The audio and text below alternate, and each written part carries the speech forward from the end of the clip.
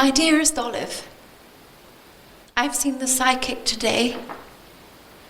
He held my hand for ages, and I held the crystal for ages.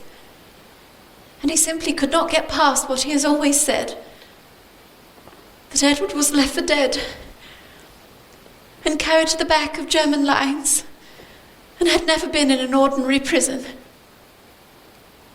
Remember the premonition about him having a desperately narrow shave this autumn, and that he had better not be married till it was all over.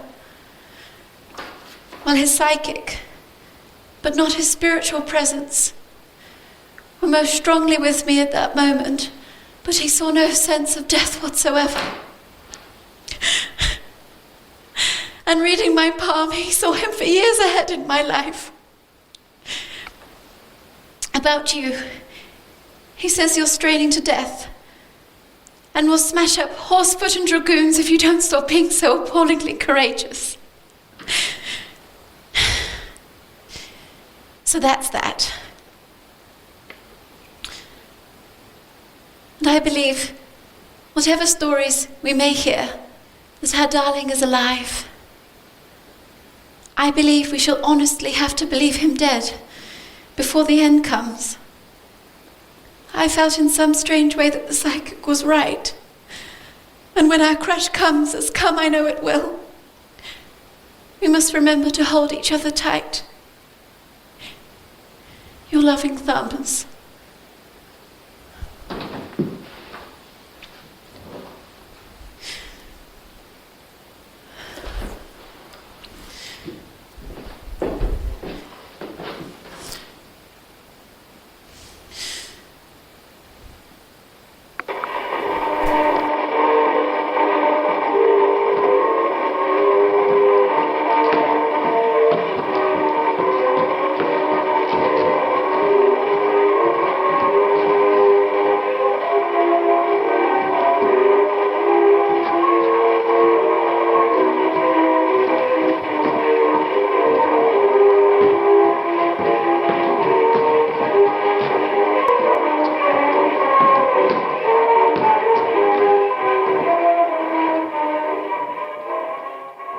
But it is beastly to feel a big stretch of absolute blank in front of one, and it doesn't exactly encourage one to get up and begin another empty day, in an empty week, in an empty month. It is the beastly uncertainty of not knowing when you will be back. It may be years. It has taken more than half of the joy out of it. Not having you to share it with. Nothing seems to matter, not even it sometimes. Except you. You.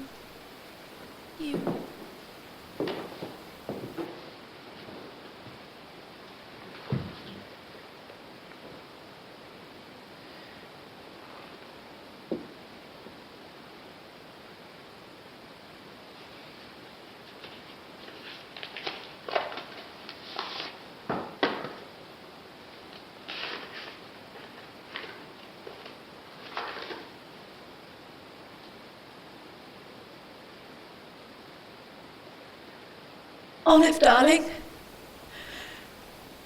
I think perhaps you're trying too hard. All God wants, I think, is your goodwill, and he will do the rest. I want you to try and do what is of comfort to me, and wake with the thought of, here is another day in which Edward, if he has changed his place, is working very hard and happily for his Heavenly Father.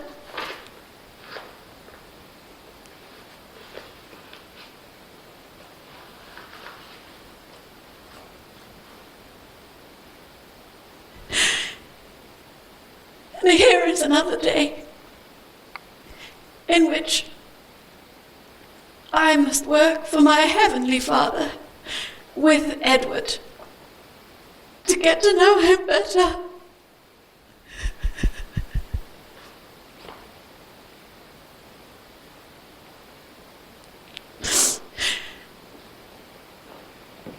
must all come to realize that not even Edward can fill our hearts any more than we can fill his.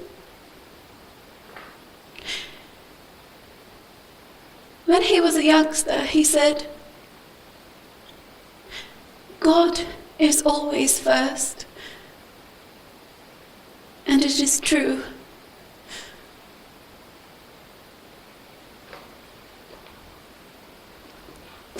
First God. Thank God.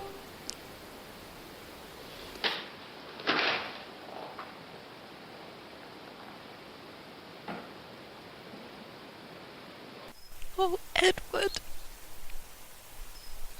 my dearest heart. The sun was shining today. It felt utterly unbearable. It makes everything hurt more.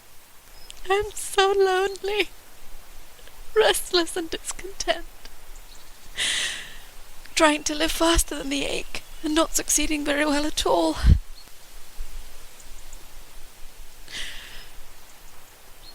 Things are ticking over, of course. There is no other way. Our beautiful daughter is growing day by day.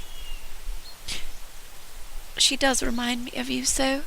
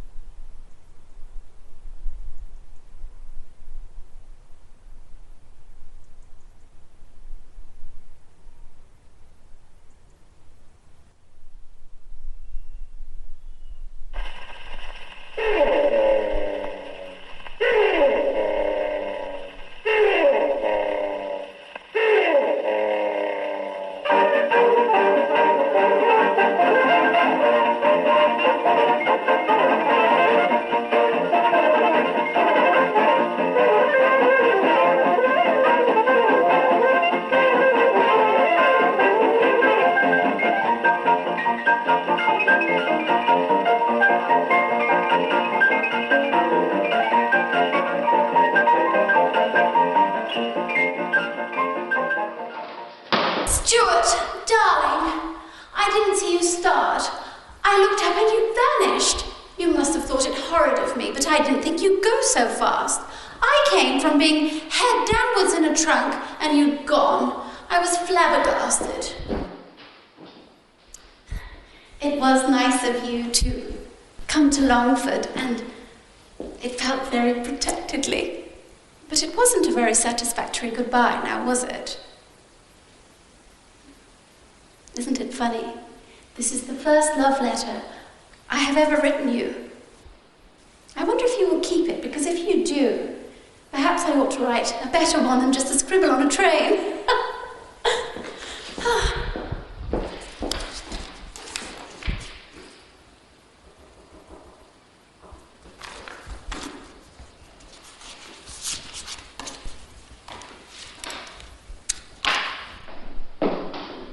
I hate to think of you in dear empty old Strokestown, walking in the garden and thinking of me and wanting me dreadfully. The big room all bare and empty, and the stairs and passages carpetless and clattery, and my room all dark and empty, with the door standing open when you go to bed. Do you remember when we walked round the garden, dear, the first Sunday, and you said the winter would go? Rather wonderful, isn't it all? In fact, the most wonderful thing in all the world. I'm sure Edward is glad, very glad, that I'm so happy again, and that I'm in love with the right, straight-up sort of man, who I worship, and I'm going to marry and work for and with. Instead of just going on gadding about, trying to amuse myself, and going from bad to worse, and always sort of feeling round and stretching out for something intangible that wasn't there, with an empty, aching hole in my heart. I know he's glad. I'm sure he knows. I can sort of feel it. Exactly 7 years last Sunday.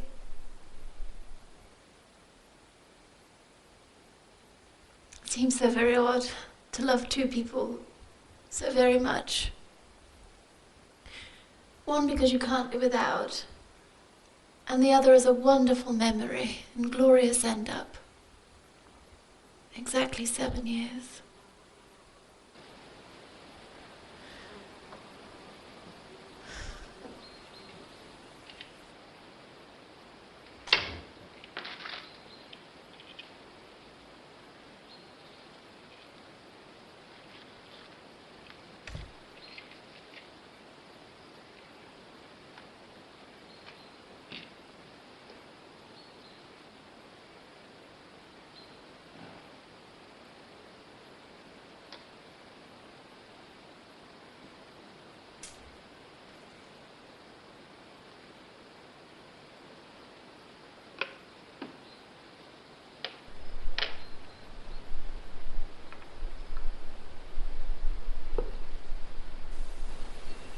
I never thought I'd find anyone to put beside Edward.